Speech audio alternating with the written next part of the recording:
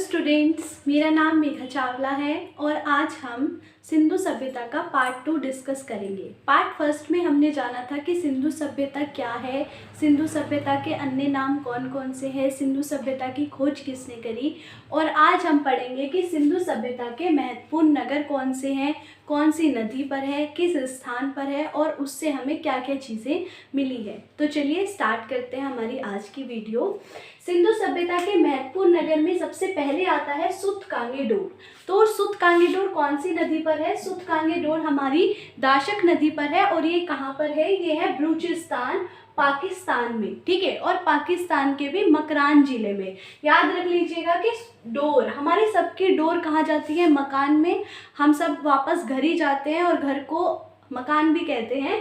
तो सुतकांगेडोर कहाँ पर है? पाकिस्तान के मकरान जिले में है। और इससे हमें क्या चीज़ मिली है? इससे मिली है हमें तांबे की कुल्हाड़ी और मिट्टी से बनी चूड़ियाँ। ये दोनों चीज़ें कहाँ से मिली है? सुतकांगेडोर से मिली है।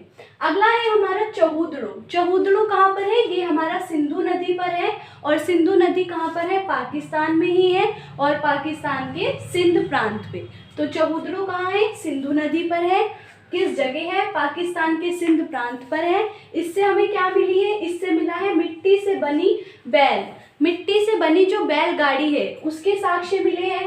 कांसे का खिलौना गाड़ी मिले हैं यहाँ से और मनके बनाने का कारखाना मिला है चहुदड़ो से। ठीक है, मनके बनाने का कारखाना होता है ईंटों से बने हुए एक टाइप से घर होते हैं वो।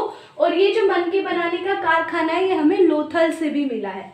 तो लोथल कौन सी नदी पर है? लोथल भोगवा नदी पर है और सब जानते हैं लोथल कहाँ पर है? गुजरात के अहमदाबाद जिले में है। ठीक है, और इससे भी हमें क्या मिला है? मनके बनाने का कारखाना मिला है और दूसरा मिला है हमें अन्नागार। ठीक है, अन्नागार हमें मोहनजोदड़ो से भी मिला है।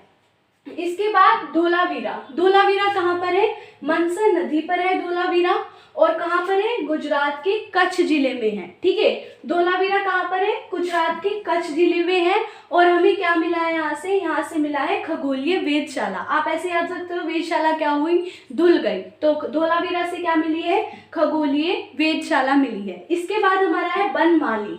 बनमाली कौन सी नदी पर है? सरस्वती नदी पर है और ये कहाँ पड़ता है? हरियाणा के हिसार जिले में पड़ता है। ठीक है, और इससे हमें किस चीज़ के साक्ष्य मिले हैं?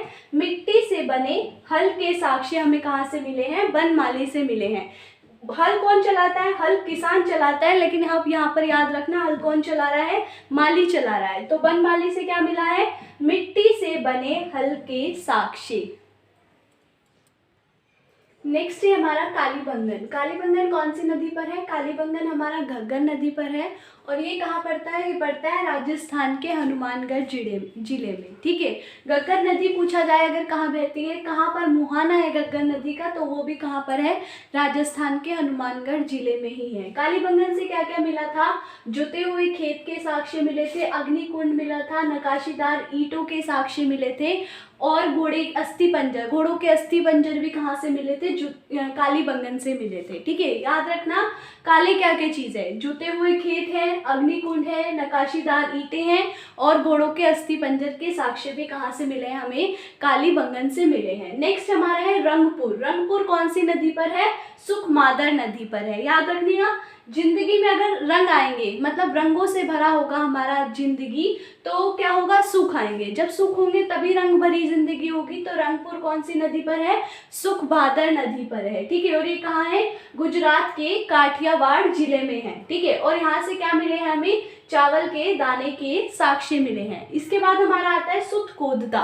सुतकोदता कहाँ पर है? गुजरात के कच्छ जिले में है और यहाँ पर कौन सी नदी है? मनसर नदी ही आएगी। ठीक है, इससे पहले भी हमने एक पढ़ा था जो गुजरात के कच्छ जिले में था। इससे हमें क्या साक्ष्य मिले हैं? घोड़ों के अस्थि पंजर के साक्ष्य मिले हैं। ठीक है, घोड़े के अस्थि पंजर के साक्ष्य सुतकोदसा से मिले हैं, कालीबंगन से मिले हैं और लोथल से भी मिले हैं। इसके बाद हमारा आता है आलमगीरपुर। आलमगीरपुर कौन सी नदी पर है? हिंडन नदी पर है और ये कहाँ पर है? यूपी के मेरठ जिले में है। इससे हमें कौन से साक्ष्य मिले हैं? मिट्टी के बर्तन के साक्ष्य मिले हैं। ठीक है, अब बात करते हैं सिंधु सभ्यता का सबसे महत्वपूर्ण नगर जो है मोहनजोदड़ो।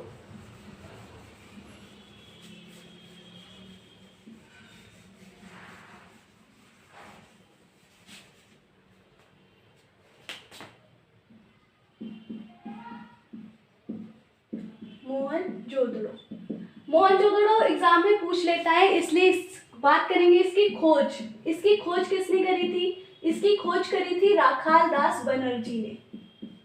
राखाल दास बनर्जी ने कब करी थी?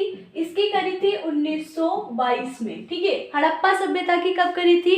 1921 में। और मोहनजोदड़ो की कब करी थी?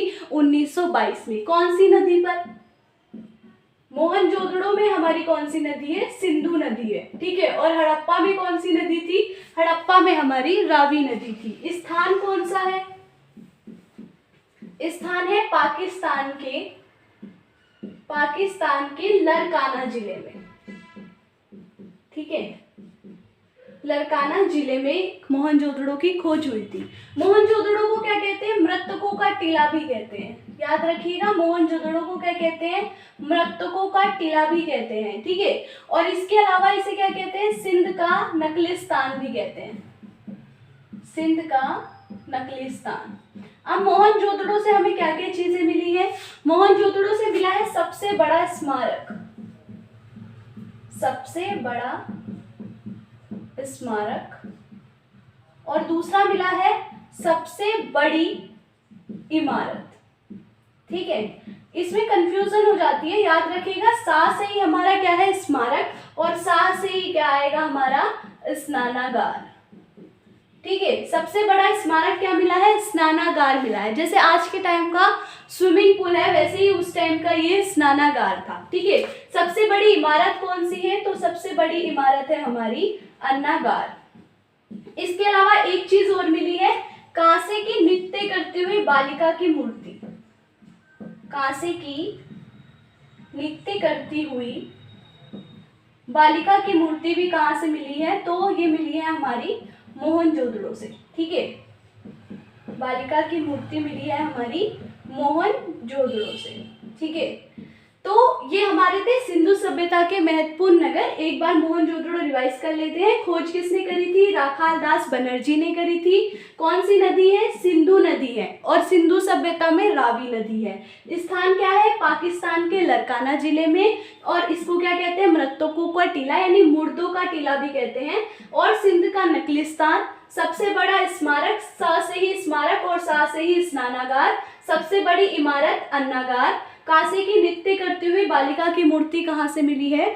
मोहनजोदड़ो से मिली है। ठीक है, तो ये हमारा आज का जो पार्ट 2 था, सिंधु सभ्यता के महत्वपूर्ण नगर, इसमें हमारा ये पूरी सिंधु सभ्यता को हमने कवर कर लिया है।